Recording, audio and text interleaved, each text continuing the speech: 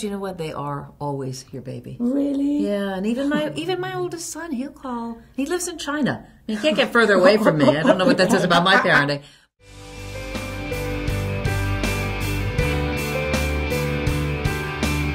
When he calls and asks for your advice, or he'll have those moments where he's still a kid to you. He'll always be in your Coco and Bear will always be your babies. They'll all, One day they will smell. I say I'm putting that out there. I've got 3 brothers. I feel your pain. I've got 3 brothers. Have you? Where are you? What? I'm the baby. Me too. Get out! Oh my gosh! So funny.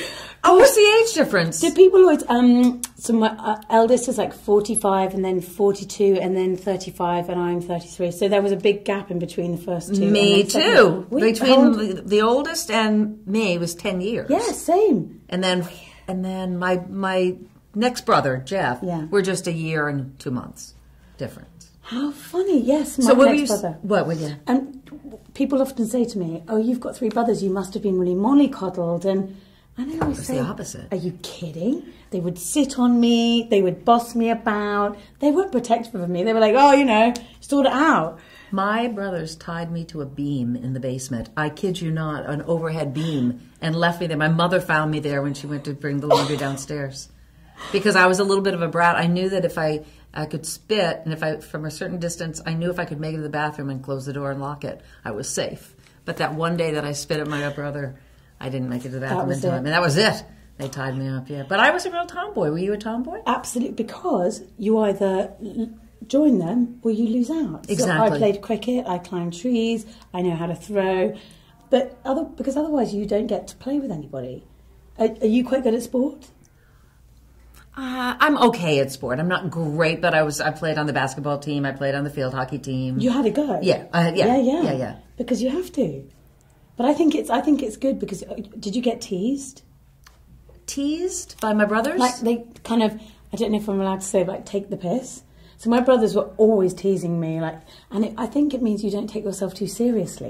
I definitely don't take myself too seriously, and I suppose I feel liberated from having to always look really pretty and present myself really well, because they would just look at me and, what are you doing? Yeah. What are you doing? So I'm comfortable with kind of fart jokes and pulling silly faces and, you're the spokesperson for Cottonelle. Well, exactly. I mean, that takes a certain type of person who has a comfort level with. When I got that gig, my brother said to me, it's like a dream gig for you because you get to ask people silly questions and that's not something that I find uncomfortable. But I do appreciate it. It's quite a weird topic for people. Being asked about their bums is quite weird. It's not. So how did that even come about that you ended up doing that commercial? Well, in the UK, I make documentaries often about quite difficult subjects, subjects that people find that are uncomfortable to talk about. Like?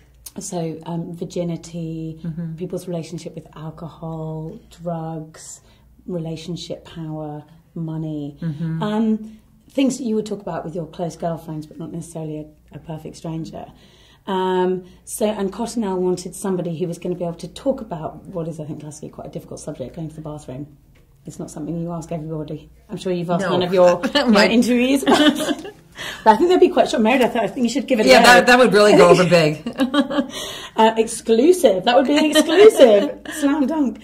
And so they were looking for someone who would be comfortable doing that. And I think they like the fact that I say the word bum.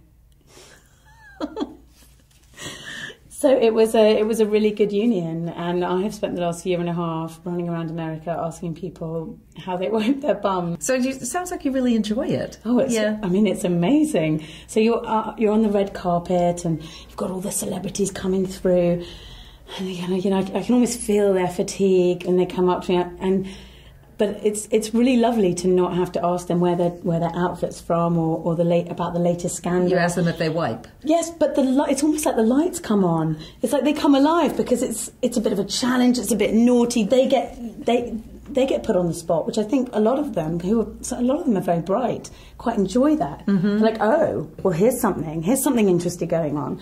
So they mostly, only a couple look really shocked and kind of walk away, but absolutely most people want to play. Most people want to play out, but I always respect people if it's just not for them. I'm asking them something that's really quite silly and bold, and for some they want to play, and for those who don't, that's absolutely fine. Well, do you do the double wipe? Well, I am extremely clean. I have squeaky cheekies, Meredith, and I'm telling you, I shouldn't have asked this. Yeah, I mean, there's a system here. Okay, Okay. I've got like a method. So I use the dry and the wet paper. Oh, you do? Okay. Yeah, and I started doing that before I worked with Cottonelle, because when I had 2 kids, when I had my first daughter, when I had my first child, Coco. You use wet wipes on a baby. You would never dream of wiping a baby's. Except, well, you couldn't. couldn't. I know that you've got 3, highly so unsuccessful. Yeah. Yes, it would not be fun for anybody. It would take a long time and be not nice. So I thought it's really strange how when you become an adult you don't use wet wipes anymore. You just use a dry paper. So they were always in the bathroom. You have 3 kids. They're in every bag, in every bathroom. They're in every room. You don't want to be anywhere where there isn't a wet wipe. And so I started using them on myself. And of course, once you start, you can't stop. You can't stop. Yeah, they're like pop chips. So then when Cottonelle came to me and said, "We're looking for someone for this campaign," I was like, "Well, hello, I love them. My daughter uses them. I use them. To me, that's a pretty standard thing to use in the bathroom. But I also understand that for some people, that's really unusual. People don't want to use baby wipes on their bum." Well, you're changing America. It's like a bathroom revolution. One ass at a time. Oh, yeah. I'm bringing bathroom wisdom. Exactly. I will do it.